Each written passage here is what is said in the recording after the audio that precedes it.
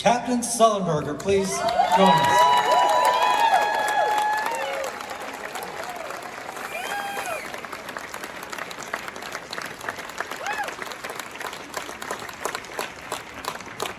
I'm going to turn it over to Brian, who's going to moderate the panel. Thank you all for celebrating the opening of the Sullenberger Aviation Museum.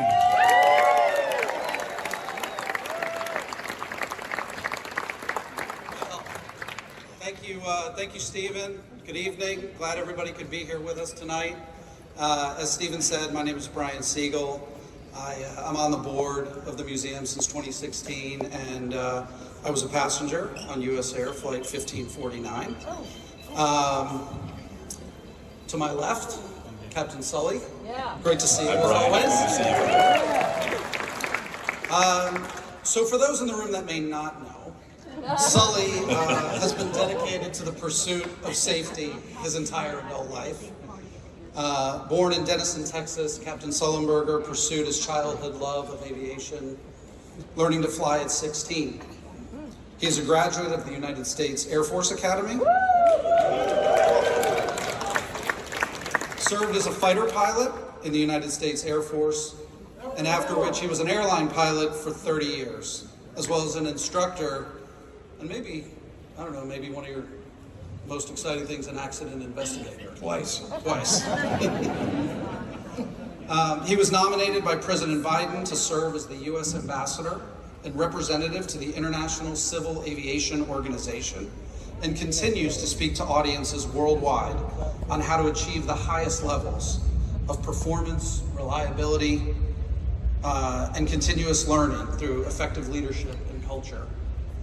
Of course, Captain Sullenberger became internationally known on January 15, 2009, when he and his crew safely guided US Air Flight 1549 to an emergency water landing in the Hudson River during what has been called the Miracle on the Hudson.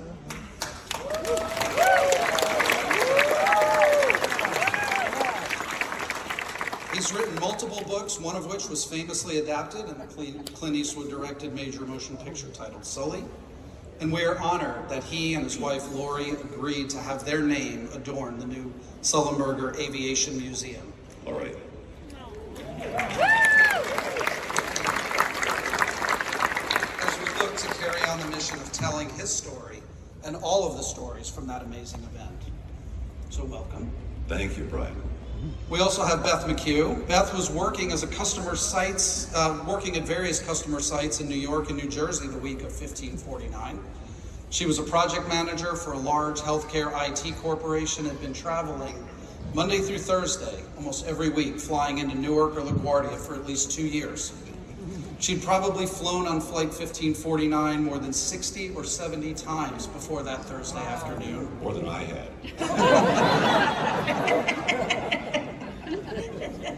And, the amazing thing is so many stories came out of that day. I mean, I think it's always been one of the things for me that, there were 155 people on that plane, but everybody had a different path before and after, and Beth's path took her to retirement shortly thereafter, about a year, right, Beth?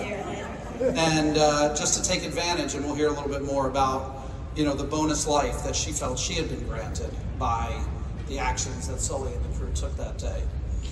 So before we get started, thought we would jump or fly right in and get started. Captain came over and he said, "This is the captain, brace for impact."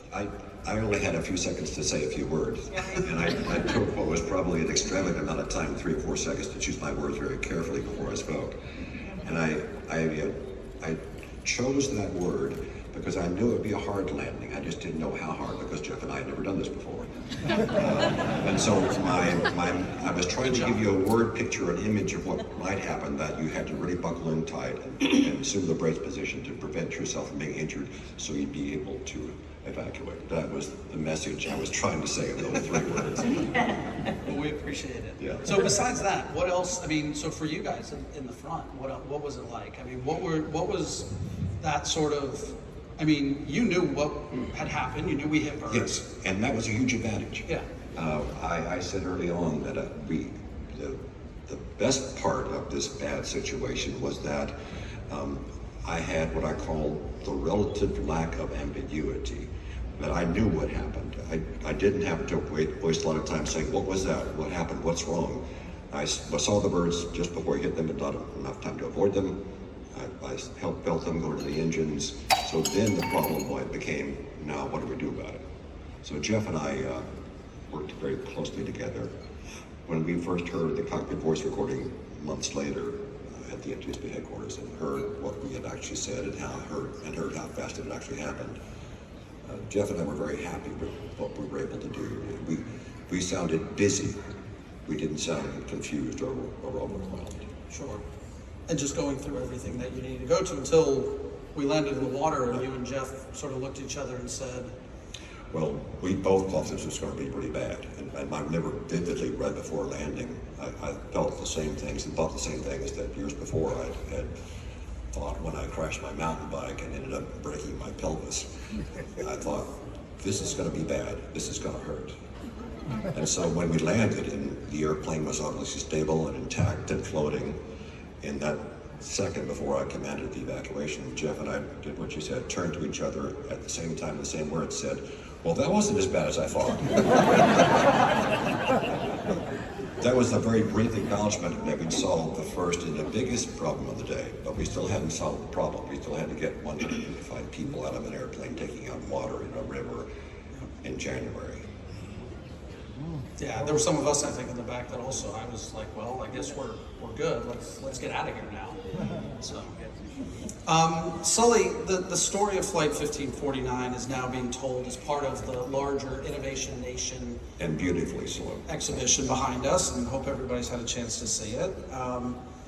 But the reason why it's part of Innovation Nation might not be so obvious to everybody, especially being kind of a historic event and you don't think about innovation, but there were so many innovations in aviation that went into ensuring that we had a successful outcome. Yes. And there's been so many innovations that have taken place since as a result of this. So I don't know if you could just share a few of those, or as somebody as involved in safety as you are, if you could just talk about some of those innovations. And Jeff Strauss and I have been very active beginning right after the tragic crash in Buffalo. It's called Air 3407, less than a month after our flight, they claimed 50 lives. And we worked on Capitol Hill, and we've reminded everyone how important safety is, and we can't take it for granted. And just because we have made safety ultra safe, aviation ultra safe, doesn't mean that we can stop improving. And as we learn, we have an obligation to improve. And we have done so. And we've done so in a good way, in not just improving technology, but improving human performance. And that was such a huge component of what we had to face that day, to do something we'd never done before, get it right the first time, and be able to communicate well at a time when we didn't have time to talk about every issue. And one of the biggest things that we've done in terms of legislation is in 2010, working with the Buffalo families and many others, the 2010 Aviation Safety Act put into law the minimum requirement for pilots, their pilot experience requirements of 1,500 hours compared to the previous 250. And that was a huge step forward because the regional airlines and others were trying to cut the time. So that was a huge win. And we've also done a lot better at teaching pilots how to manage the technology. And as good as technology is, it can only do what's been foreseen and for which it's been programmed. On the other hand, it's humans who can be resilient and do something they've never done before, get it right in less than 3.5 minutes. And so it's teaching those kinds of resilience lessons to all our pilots and arming them with the knowledge, skill, experience, and judgment they must have to face the challenges that we know they will eventually face. Yeah.